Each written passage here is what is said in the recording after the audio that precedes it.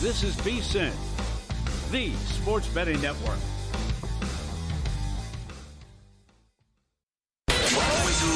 Follow the money. That's what I always say. You always follow the money. Yeah. This is Follow the Money with Mitch Moss and Paulie Howard on VSiN. Here we go. Welcome in. It is Follow the Money on VSiN, the sports betting network. Mitch Moss along with Paulie Howard. We're live downtown Vegas. Circa Resort and Casino is your spot. A 3-hour banger lined up today. We will get into, obviously, a lot from the Elite Eight, Sweet 16, move it forward to the Final Four. First weekend is in the books of Major League Baseball. Tonight's NBA card as well. Good spot, I think, tonight for a team in the NHL. Pat Forde on the program in 30 minutes. He said back in November, give me what, Michigan and Arizona against the field? Yeah, he was strong on it. Yep. Great call. Nick Whalen, best bets NBA player props today in an hour, and Dallin Cuff on the Final Four as well. Paulie, I remember, if you go back basically a year ago now, after the Final Four, I had to go back and watch Duke Houston on Sunday and again on Monday morning before the show because I could not believe what I watched. I still can't process how Duke blew that game, and then it happened all over again yesterday. And I had to go back and watch the game again last night, and I watched the second half again this morning. This one makes a little bit more sense than last year's Houston loss, but it's back-to-back. I can't believe we're doing this. Right. I honestly can't. I sat there. I was just numb and couldn't move for like 5 minutes. Like, I can't believe how that ended and how they blew the game yet again on the heels of what happened last year. And unless it's the Green Bay Packers, I hate when a team gives away a game, especially in a big spot like that. So condolences for Calcutta, Survivor contest, bracket contest, and the prop over 2.5 one seeds to make the Final Four. That's absolutely disgusting. Yeah. And a kick to the stomach, and that would take... I didn't have it. I thought about it. Trust me, I thought about that one a lot. And for those who did, man, that's how you lost. Are you serious? Yeah. So what is it? Do we point the finger at Shire? Why does this keep happening? Why can't you play a complete game? Why do you fall asleep? Why do they make poor decisions and the silly turnovers, right? Because their last 4 losses, you're up 19, you blow it. You're up 9 with 5 minutes. They're 16-1 in play.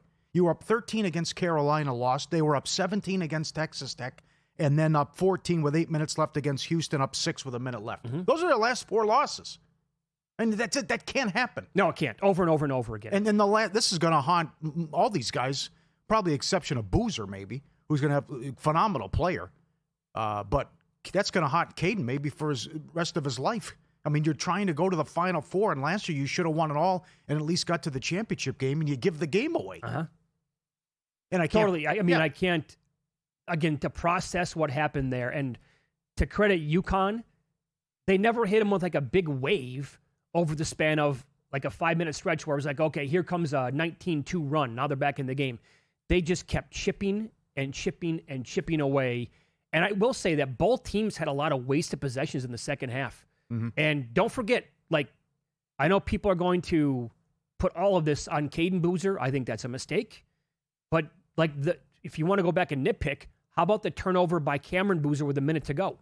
When he just dribbles a ball away and turns it over to UConn, and then they hit the 3 to cut it to 1. That's a monster. Now he kind of redeemed himself with a basket to make it a 3-point game again. That's a great shot. Why is Sarr so quick to get rid of the ball? I know. He missed 2 free throws before the end of the half, but also it was, playing hot potato.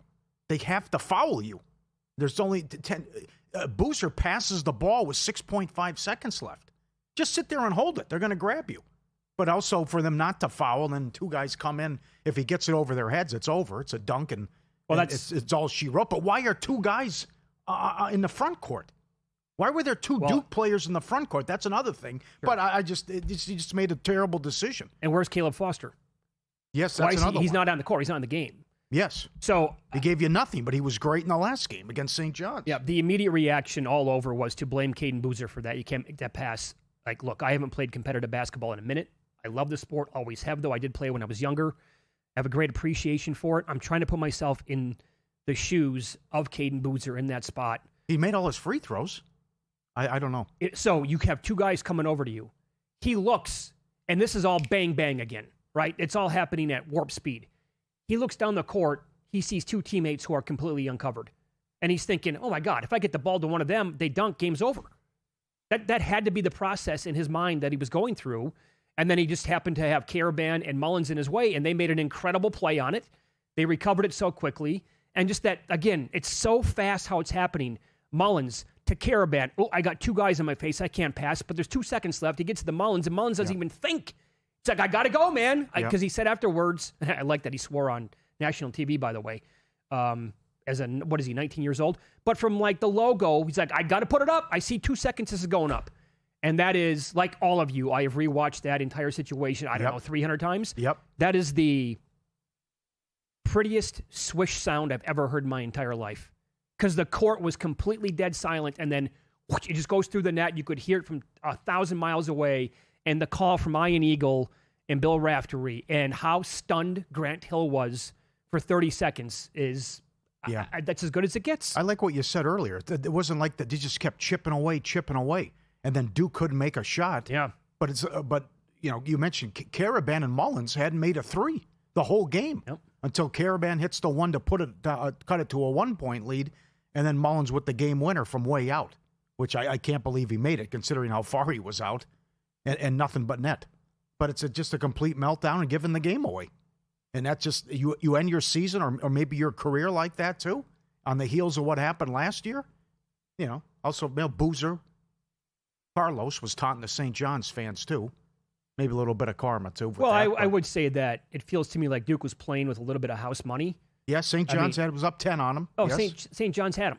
Yes, Siena had him. See, that's exactly right. They did. Yeah. Yeah. So, but they're a really good basketball team, and yet again a failed end to their season. And where you asked the question to begin the show, like, where is it then? Is it on Shire? I mean, he's kind of the common denominator, is he not? He's got some ugly losses. They were minus 4,800 yesterday. Yep. To win the game at one point. Yep. Last year against Houston, they were minus 100,000 at DK to win the game. It's a theme here. I mean, it's not just a one-time occurrence. Look at all these horrible losses and all the blown leads and big blown leads. He also has the bad loss against NC State. He's playing to go to the Final Four. He's an 8-point favorite against an 11 seed. He got run out in that game. They lost by, I think, a dozen in that game. Yes. And then Hurley keeps doing it, right? I don't know how good this team is. I'm right there with you. St. John's housed them twice. Marquette blew them out. They blew the big lead against Michigan State. Then they come back. But Furman had them on the ropes. They maybe lose that game unless Reed is Superman. And this guy's like, what, a 17-1 ATS run in the tournament? Well, come tourney time, I mean, he's automatic. Yes, he has been. Yes. Now, here's the thing: we're going to dive into these games coming up in about 5 minutes here. The Final Four is set, but Illinois taking a little bit of money. Illinois, great. They've been awesome. Yeah. Every win's been by double digits.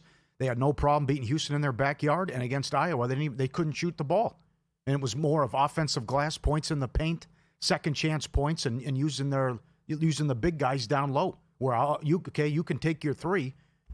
But we can't make our 3s. We're just going to kill you with all the 2s. Yep. And it was beautiful to watch, and they punked them. So the run that Underwood's on, and how well this team is, and the depth and the Euros and the length, it's been something, man. And I know there's some 60-1 tickets on Illinois, but that's a team you didn't really think about coming into the tournament. Lost in all these Big Ten teams, and they've had no problem so far. Easy wins. No, and by the way, it's funny the way, the weekend went for UConn because they got out to that huge lead against Michigan State, almost blew it. And then the exact opposite happened yesterday, and they still, they couldn't hit anything. I started 1 of 18. So, I would assume that's going to be a little bit better in this game against Illinois. And I will point out, though, there is a little bit of revenge for the Illini. I haven't heard maybe, I don't know, someone has brought it up. I haven't heard anybody. Do we remember what happened 2 years ago in the Elite Eight to go to the Final Four? UConn went on a 30-0 run against Illinois. Oh, okay. In that game. Okay. I guarantee, not that it matters, but Underwood is absolutely going to have that on his mind this week. Mm-hmm. Now, does revenge come into play when it's Underwood against Hurley? Because Hurley is, clearly got the edge here in terms of the head coach. I don't know. But I will say another thing, too, that, we said back to the first weekend, if these dogs are not barking and there's not going to be a lot of drama or upsets, please give us a good Final Four. I think it's not last year with all 4 number 1s. But, Paul, this is a really good Final Four. Well, we did have a record. Most wins by 20 points or more. They set that record in the tournament. And the other thing was if Duke covered as well, because you had Purdue Arizona covered in a blowout, what Michigan did, what Illinois did, and then if Duke got there too, those parlays. True. I mean, that would have added up as well. And I was shocked at that number and that graphic that they put up during the game. That one seeds had never lost when leading by 15 or more at the half. 134 now. I couldn't believe that. And there's your one. There's your one. So most people can't stand Duke and love to root against them. You're loving life because that's just as painful as it gets to blow a game like that for the second year in a row. But you got the heavyweights going here. Illinois is an outstanding team. UConn's here. Hurley's here almost every year. They almost beat Florida last year, but the 17-1 run, as I mentioned, and what Pat Forde said in November. I mean, you can't get any better than Michigan against Arizona here. Well, with that their should resumes and how Michigan's the first team to ever do this. They've won every game and scored 90 points, at least 90. They're a freight train offensively. Yep. Too good. The only nitpick I would have is if they were on different sides of the bracket. Yes. And then that would be potentially the national title game. Follow the Money is brought to you by Profit X, and right now you could be winning a $5,000 or a $10,000 trip during March Madness. Check out King of March and use the code VSiNMM. Yeah, and they made the right move, obviously, by putting that game late as well on Saturday. But that's 16-14 Tennessee yesterday. Yeah. Bye. Mm-hmm. That'll do it. Mm-hmm. And it was never a game after that. They went on that 21-0 run, and Tennessee never had a chance. The game of runs. I'm glad Caesars puts that up for every game. You have to expand it. You're going to have to make 10 and 15 is not enough. I know. So we will get into the Final Four games coming up next. Ken Pom uses a metric to gauge how good/exciting games can be on paper, and you won't believe where Michigan and Arizona ranks per his all-time numbers. Next.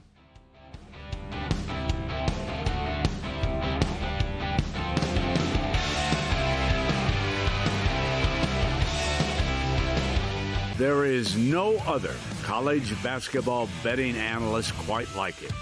His passion is unparalleled. He handicaps every game, every day, all season long. Sleep is not an option for him. He stays fresh by running 12 miles a day, every day, while doing his podcast and answering your tweets.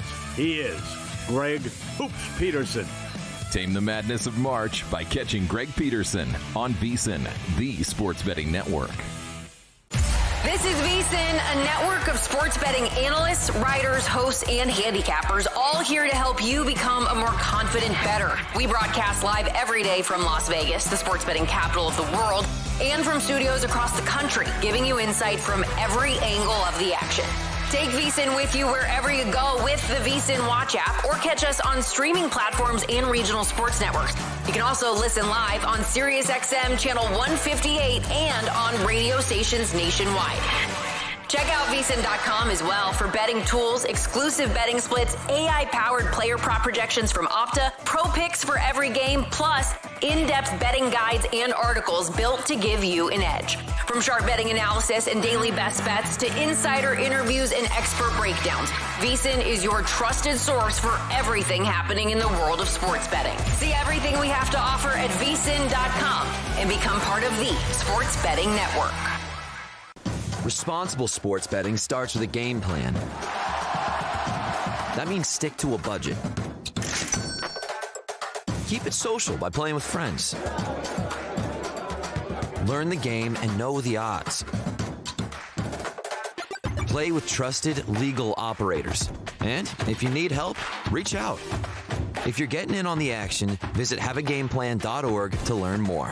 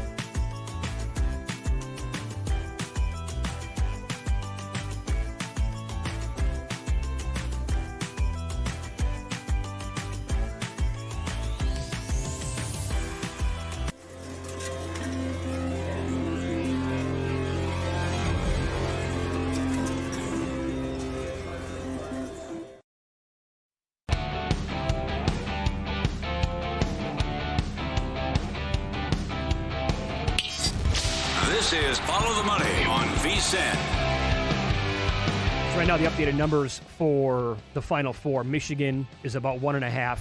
Now, that did open up the other way, actually. I think it was DK that opened up Arizona 1.5. Caesars-Will opened up Michigan the favorite, and Michigan has drifted towards the favorite at most spots. And in the other one, I mean, look at how razor thin these are, man. Illinois laying 2 against UConn, 1.5 at BetMGM the way it looks, 2 at most other spots. Like, that's, again, on paper, if it lives up to it, Saturday's going to be incredible. Yes. Let's start with the heavyweights and what we have on the line. So a team hasn't won at West to Texas since 97. See if Arizona can do it again. This would be something if they make the title game, win it all, and lose their coach with the Carolina rumors.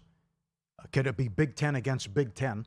Then you break the drought no matter what. Well, what if since 2000, right? So that by default, though, does it mean UConn's going to win it again this year? No team west of the Mississippi since 97, like you said. No Big Ten team since 2000. Yes. I hope not. I know. But Michigan scores with ease. It just comes so easy for them offensively because they have so many guys. And with the big guy down low, or you can knock down threes and how efficient they are, it's just scary. And they look like the team that was carving people up in the non-conference, although you can't sustain that. But Arizona's resume is also incredible. They did have the close call against Utah State, the score was misleading. That was cut to 4 with about 4 minutes left. And then they had a bad half against Purdue, which I like what Lloyd said after. I just walked away and told the players, you guys know what to do, figure it out, talk amongst yourselves. So the one thing I didn't like was what Howard did offensively in the first half against Michigan. But other than that, they've been fantastic. And why you think they're the best team. And Alabama was Alabama, by the way, in that first half. That's what Alabama can do. Yeah, that's true. Before it came back to the pack. Yes. To me, Michigan takes way more threes than Arizona. Arizona does not take a lot of volume from downtown, but they get to the free throw line, in buckets. So it's going to be right. Arizona at the free throw line compared to maybe Michigan, how they can outperform Arizona behind the stripe. But both teams, offensively and defensively, doesn't matter where you look, could be KenPom, Torvik, wherever, they're going to be top 3 to 5 in every category for the most part across the entire country. So it's an unbelievable matchup. This is what I was talking about earlier. KenPom has it's a metric called a thrill score. This one has a thrill score of 92.8, highest in the history of his overall numbers, what he shares publicly. And you also have the number 3 and number 4 KenPom teams of all time. His database goes back to 1997. Arizona and Michigan are top 4 ever per his numbers. And they're playing, and it's the highest thrill score as it's in terms of like good overall on paper, 2 excellent teams playing each other. This is it. This is by far the biggest matchup that we've ever had in the history of his numbers anyway. Yes. Agree or disagree with that? His numbers are the numbers, and that's what it is. They are combined 71-5. Their 5 losses have come by combined 25 points. They both played amazing schedules, and they obviously performed like wizards against a majority of the teams that they were ahead on their schedule this year. And every single game so far in the tournament has been decided by double digits that they've played in. These are the 2 best teams. I concur. It doesn't mean that they're going to win it, but I think these are the 2 best teams. And the other thing, which he's coming up in 10 minutes, I thought that was a great call by Pat Forde. But you go back and look at the replies when he tweeted it in November. People were making the case for Iowa State and Gonzaga and Duke and others, and that was a hell of a call to say, I've seen enough. Give me Michigan and Arizona, and you can have the field, and I'll take my chances. And knowing he's guaranteed to be in the championship. But how easy these teams have made it look. They're incredible. Well, we talked about that a lot when Michigan started to have a couple of losses, specifically with them. You're like, well, hold on, you can't beat quality opponents by 40 every game. Yeah, it started during conference play. Yeah, they were laying 18 against Penn State, almost lost. They were laying 18 against Wisconsin, lost, but Wisconsin was good. They were a 5 seed, right? And then you excuse the loss to Purdue in the conference tournament.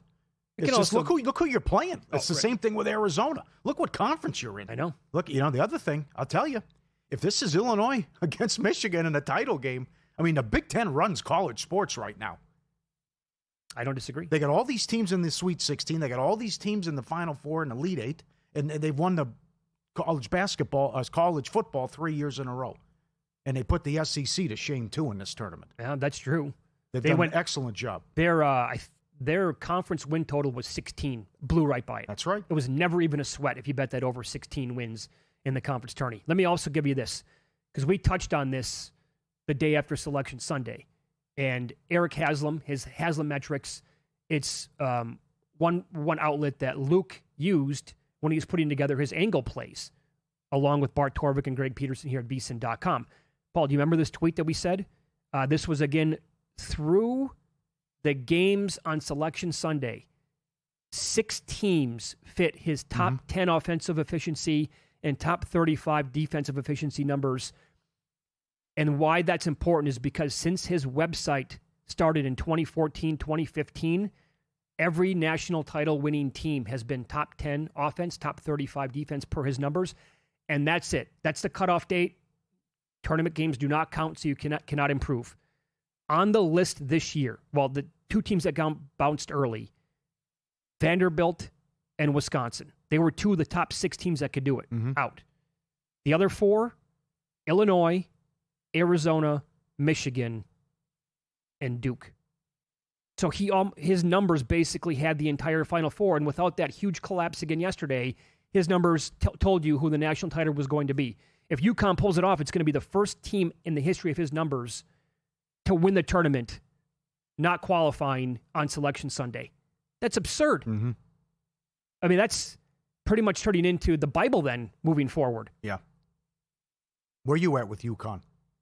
Overall, and also, I know we did this when the Minneapolis Miracle happened, with the Vikings win and against the Saints in the playoffs. You then look at a team off a miraculous win like that, and they usually lose the next game. Right. It is a major letdown. Well, so let me answer your question with a question of my own. UConn is one of the few futures that I bet this year. On November 3rd, I bet them at 16-1. I honestly gave up on the ticket over and over and over again. Sure. And I totally forgot that I even had the ticket until last night when they won. I'm like, oh my God, hold on a second here. I got UConn to win the whole thing. I am not confident. I mean, they're the longest shot on the board to win it, obviously. And what are they catching against Michigan or Arizona in the title game? 6? If they were just 5.5 against Duke?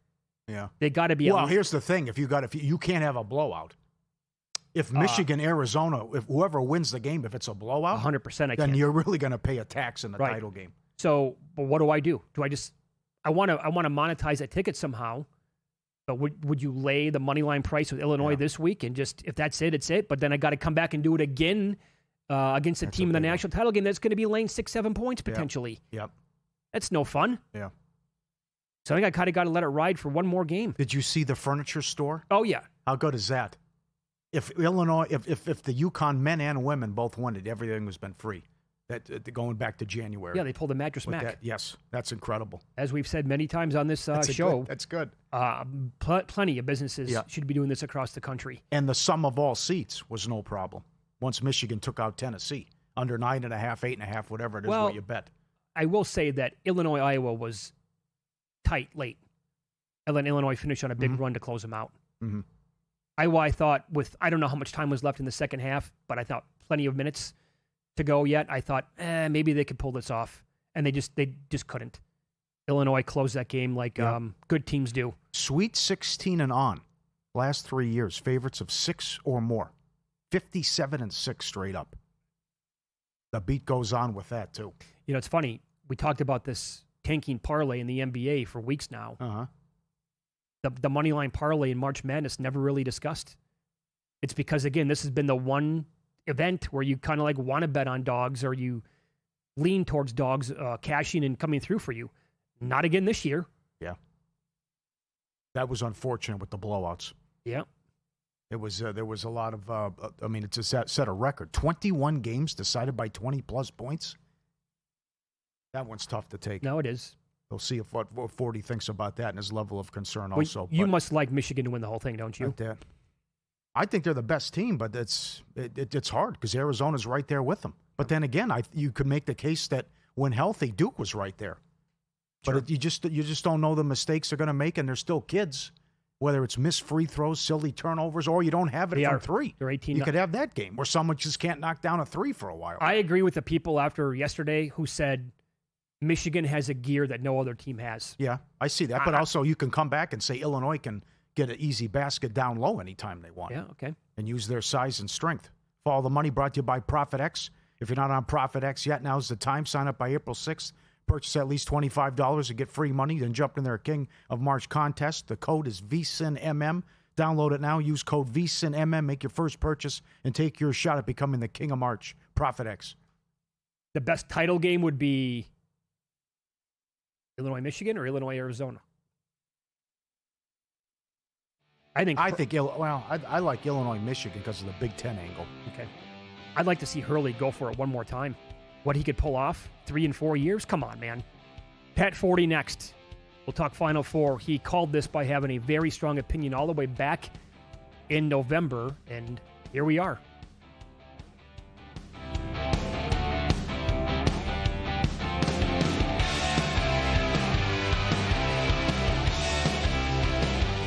As sports fans, we may cheer for different teams, but there's one thing that we can all agree on. We want the game to be big.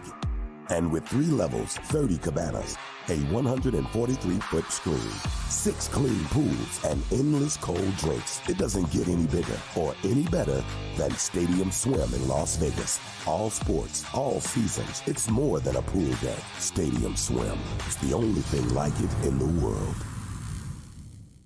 Elevate your sports betting game with VSiN's exclusive betting splits.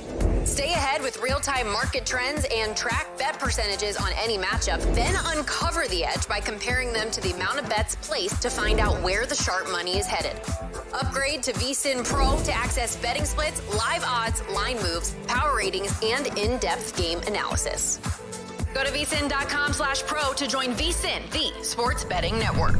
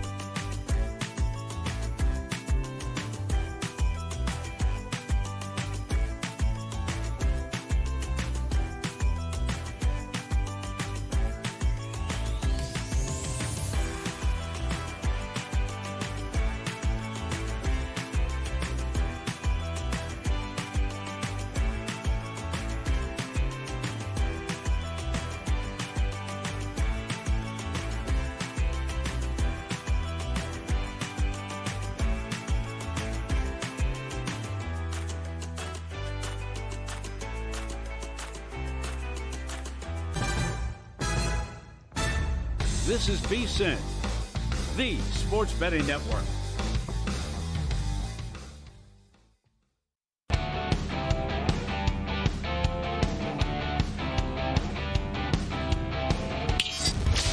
This is Follow the Money on VSiN. More now on the Final Four. We go out to the Progressive guest line. Big fan of our next guest. As good as it gets when it comes to covering college sports. Pat Forde, Sports Illustrated. You can follow him on X at by Pat Forde. Good afternoon, Pat. Thanks for the time today. How are you? Hey, doing great, guys.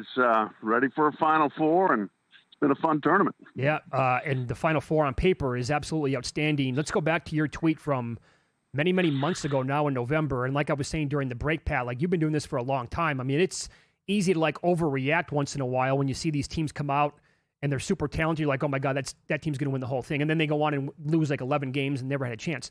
But you said back in November, basically, give me Michigan and Arizona against the field. My God, what a call that was, man. Yeah, they made me look good for once. So they backed it up. Just phenomenal seasons by both teams. They've just been dominant, really, I think, all season long. And, it's unfortunate for them. They got to play each other, but I think the winner of that semifinal will be your national champion when all's said and done. Yes, agree with that. What happens with Lloyd's future and the distraction that he's asked about it in every press conference? Yeah, he was asked about it in San Jose when I was there, and gave, your typical canned answer, but it was obviously what's missing from the answer is I have no interest in the job or any jobs. I'm staying at Arizona. Those words were not uttered. So yeah, as long as North Carolina doesn't have a coach and he isn't willing to decline any interest, then it's something he's going to have to deal with all week, and he will definitely hear about it when we get to Indianapolis. Over and over and over again. These two teams are so good on paper. What a matchup. Your early thoughts here as you have like 5 more days to think about it, write about it as well. Just who do you give the edge to? Boy, it's so tough. I mean, honestly, not for the first time this year, I watched one of them and said, that team can't be beat. And then I watched the other one and say, wait, no, that team can't be beat. I give a slight edge to Arizona. I picked them going into the tournament. I'll stick with them. I'll ride with them. But because I think they're less dependent on making outside shots. And you never know, you get into a football stadium. Yeah. We've got these hyperinflated basketballs, usually have tight rims. If you're able to just get almost all you want at the rim, I think that's probably a better way to go. But, Michigan can play that way too, but they're slightly more dependent, I think, on perimeter play. All your years covering college basketball, how shocked were you with the Duke-UConn finish? Oh, I was stunned. Absolutely stunned. It was 19 points. It was clearly, I thought it was over. When it was 15, still thought it was over. I thought it was over with just a couple minutes to play. And, UConn kept chipping away, and Duke kept screwing up. Yeah. Had 3 live ball turnovers in the last 3:45, and all of them turned into 3 points for UConn. Obviously, the Huskies made huge shots to make it happen. None bigger than the winner, and an incredibly poised pass from Caravan instead of launching that thing, but getting the ball to Mullins and letting him take the shot when he was open. But Duke just blew that game, multiple different ways, and this is now a pattern for John Shire that he's going to have to figure out. Yes. So how much of the blame goes on the head coach? Because this keeps happening, and you tweeted about it as well. You're up 17 against Texas Tech. You're up 13 against Carolina. You're up 19 here. You're up 14 against Houston. You're up 6 with a minute left. Those are their last 4 losses. Why does this keep happening? Yeah, no doubt. It's a pattern. And, I think part of it clearly is Duke relies on younger players than almost anybody else. And so you get freshmen acting like freshmen out there. And each of the boozers had a major turnover in the last 102 yesterday. And the one thing, Shire's probably the best recruiter in the country, but he has not gotten that rock steady point guard that you just give the ball to when the ship starts sinking and saying, settle us down here. And I think that showed. It showed against Houston, and it showed yesterday against UConn as well. And that, they've got great players, but he's also, he's he's kind of put together teams where you're giving a 6'9" guy the ball at the end, 6'9" freshman, saying, you figure it out, and it doesn't always work. That's right. How do you think UConn plays against Illinois? And it's hard to gauge this UConn team, even though Hurley's so good. But Furman was competitive, had a chance to win. They blow the big lead against Michigan State. They were routed by St. John's twice. They were blown out by Marquette. What do you make of this UConn team in this run? Yeah, I mean, look, they've surpassed my expectations for them in the tournament. I kind of thought they might lose in the Sweet 16 to Michigan State, and they were clearly good enough in that game. And then, the kind of a heart of a champion rally yesterday. I think Illinois is probably a smidge better. That's just a better overall team and playing very well. Illinois really has not wobbled at all in this tournament. They've handled their business. So, I'll take Illinois at this point, but yeah, do you want to count out Dan Hurley when he's won 2 of the last 3 championships and now been to 3 of the last 4 Final Fours? Not really. No, and you led me right into my next question then, and you're spot on. Like, it doesn't matter where you look, all the websites out there with their numbers efficiency-wise, like Illinois is going to have better numbers overall, indicating that they are a better team than UConn, but they don't have Dan Hurley as their head coach. So, like, how much do you think overall Hurley negates Illinois maybe being slightly better? He might. He really might. They'll need some other big guys to play big beyond Taris Reed and to give them some minutes, because Illinois is huge. They've got multiple 7-footers, and they're big at 6'9". They got Keaton Wagler's 6'5", 6'6" at guard. They've got a lot of size they can throw at you, and they're super efficient offensively. The one thing, and Brad Underwood, to his credit, he was a guy that had these really terrible March losses until this year. I remember, was it 2 years ago, they played UConn, and they got outscored like 20-0 to start the second half. Might even have been worse than that. And before that, he'd had early losses to like Loyola and some other ones, but maybe he's figured it out here. But, I still think it's advantage Hurley, at least on that part of the equation. We got a great Final Four, but we had a record amount of blowouts in this tournament. 21 games decided by 20 points or more. And I know we're similar. We like to root for mid-majors and the little guy. This is the second year in a row all Sweet 16 was made up of teams from power conferences. It's only 2 times it's happened in the history of the tournament. Do you think NIL has done a lot of damage to Cinderella, and what do you expect moving forward? Yeah, that part of it's depressing for me. I think you lose part of the real joy and charm and flavor of the tournament when Cinderella's a non-factor. And I am concerned about that being a permanent factor. I think, yes, NIL, certainly a factor. Another thing that I wrote about is a lot of the mid to low major conferences have just gotten worse because they've lost a lot of their best teams. The Missouri Valley has had a lot of good programs move up and out. The A-10 has lost some to the American. Southern Conference has lost teams. And so, I think teams that generally are 13 to 16 in the seeding are probably further away from the teams 1 to 4 than they've ever been. And that's why you get so many of these mismatches. And I think just between conference realignment and, yes, the power of who's got the money and who doesn't, that's a dynamic that's going to be very hard to change. Yeah, very well said. Yes. Pat, we love talking to you. Thanks so much for your time. Enjoy the Final Four this weekend. All right, my pleasure, guys. Thank you. There you go. Appreciate you. Read him at Sports Illustrated. Follow Pat on X. He's at by Pat Forde. He joined us here on the Progressive Guest Line. That was a good point. Ohio Valley, oh, yeah. Missouri Valley. Yep. Conference USA used to be Louisville and Memphis. And remember that? Of course. That's big. It's an excellent point. I'll give you another one, too. This is a total aside. My buddy and I were having this conversation, who lives in the area. How is Syracuse not in the Big East? Yes. How did that ever happen? Yep. It's an absolute shame. Yep. No doubt. We're brought to you by ProfitX.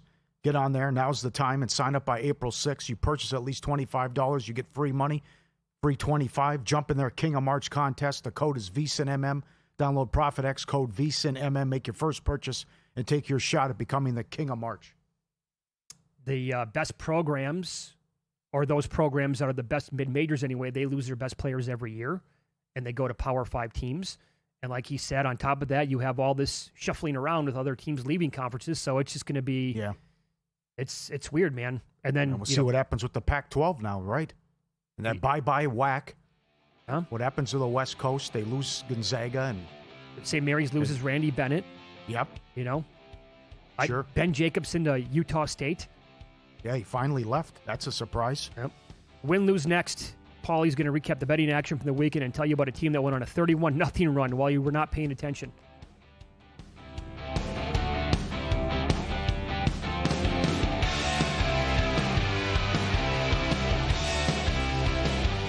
VSiN's player prop projection tool is now available for the NBA. Get projections for points, assists, rebounds, and more powered by Opta AI. On VSiN.com/NBA props, we line up our projections against the latest DraftKings odds so you can quickly spot mismatches and find value before the market adjusts. The NBA player prop projections tool is available exclusively to VSiN Pro subscribers. Check it out now at VSiN.com/NBA props and join us on the Sports Betting Network. There is no other college basketball betting analyst quite like him. His passion is unparalleled. He handicaps every game, every day, all season long. Sleep is not an option for him. He stays fresh by running 12 miles a day, every day, while doing his podcast and answering your tweets. He is Greg Hoops Peterson. Tame the madness of March by catching Greg Peterson on VSiN, the Sports Betting Network.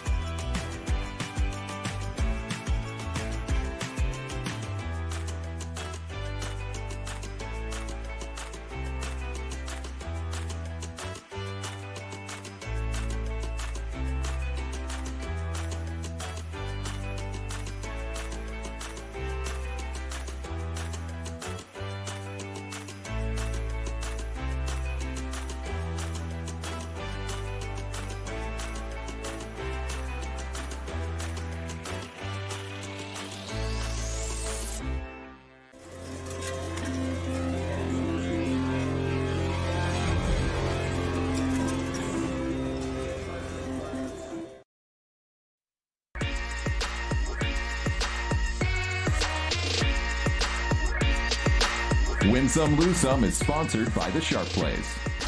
Were you a winner last night? Wow, winning. Or was it a rough one? Well, they can't all be winners, can they? Loser! You're a loser! Paulie Howard recaps the night in sports betting in Win Some, Lose Some. Incredible weekend with the betting, and there were a ton of jackpots that hit in Las Vegas as well. Let's start with the props in the Sweet 16. Closest game, Purdue, Texas, 6-1. Lowest scoring game, Houston, Illinois, 6-1. St. John's, Duke.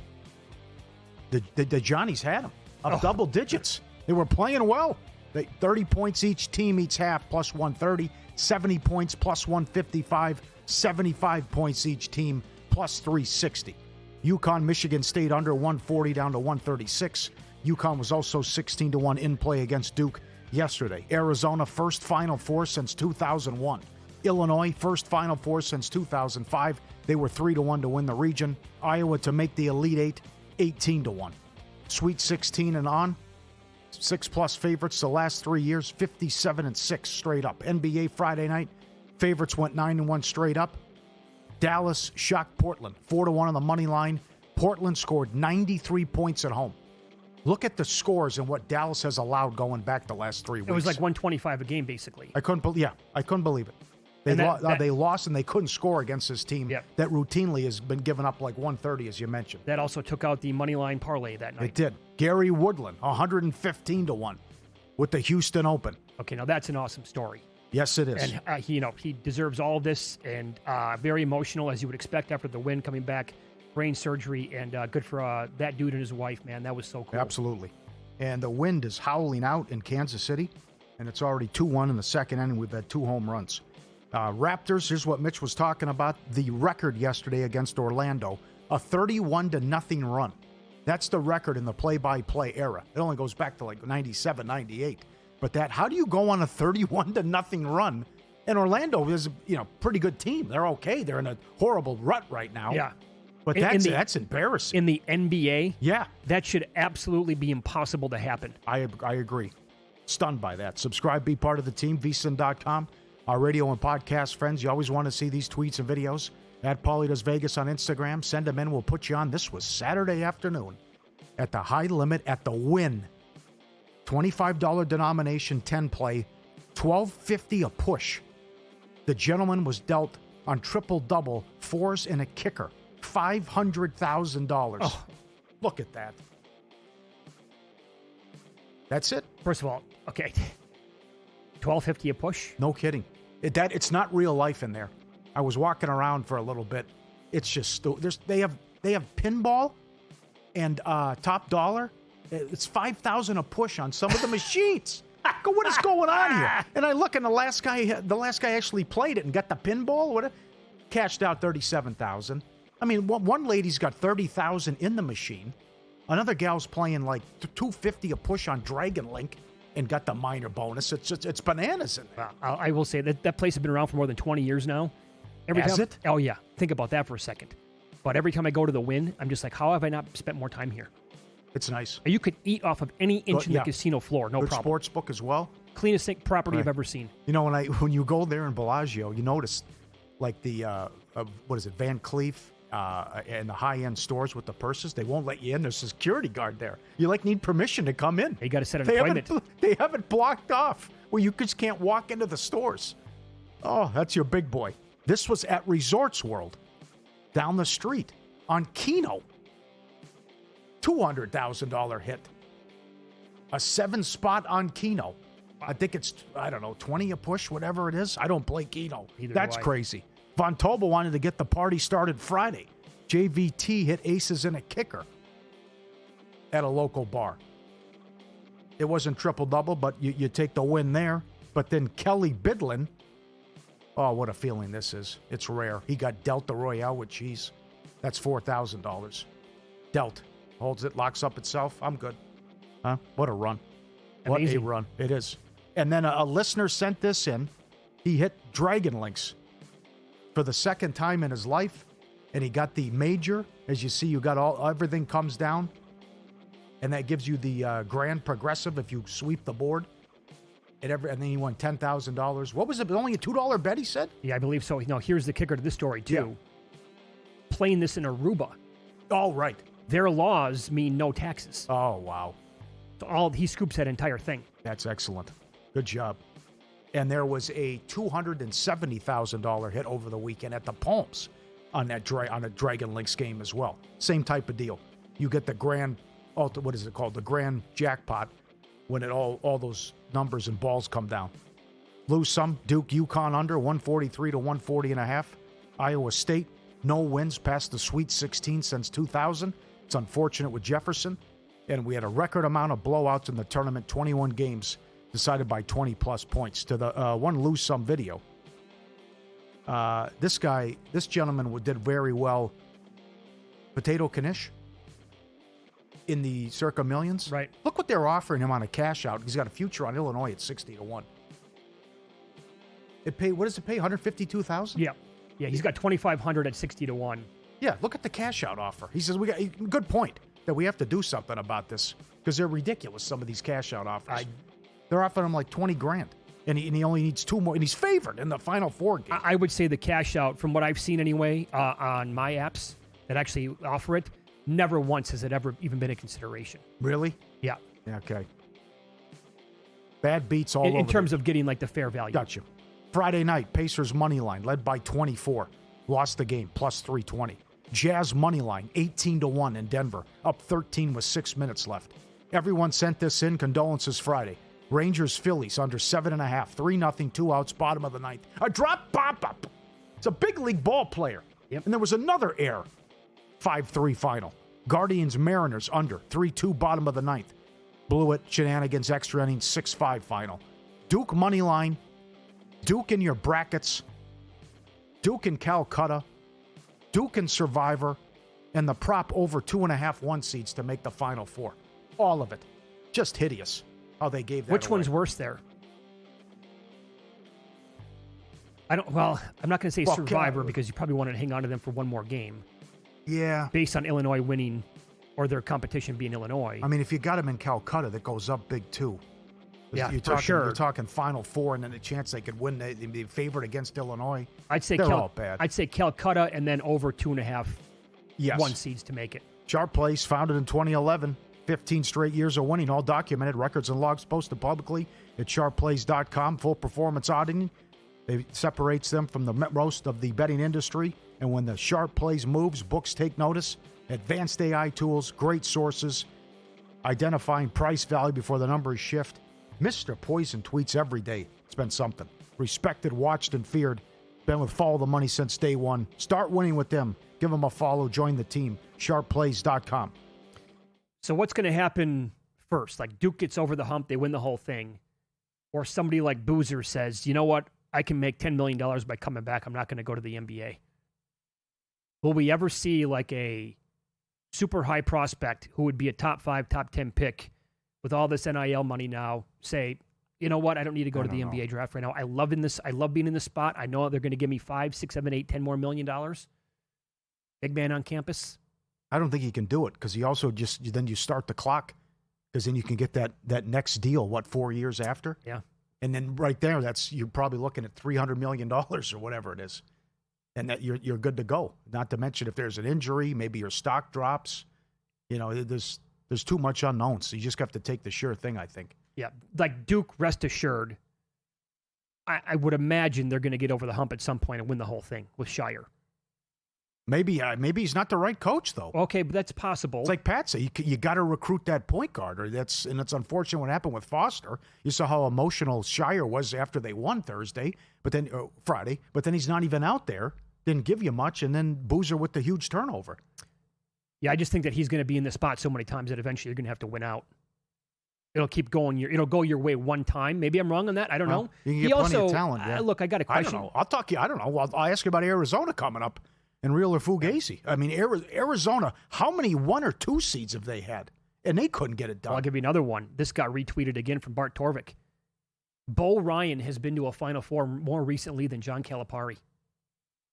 Well, that's Let shocking. that one sink in. That is shocking. Yeah. Okay, go ahead. No, also, Shire said in the postgame, was it Wolfson right. On the court yesterday? Right. I've never been a part of a game like this.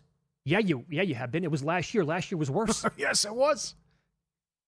Yeah. Because he kept saying, I have no words right now. Well, you better get used to it, pal, because this is happening now quite a bit. You're up 6 with a minute. You're up 14 in that game. Game was over. Last year was worse. But they happen back-to-back years is just, I mean, you said it earlier, Paul. If you're a Duke fan, I mean, my God, you had to call in sick today. Absolutely. I had no dog in the fight. I was stunned. I couldn't believe it.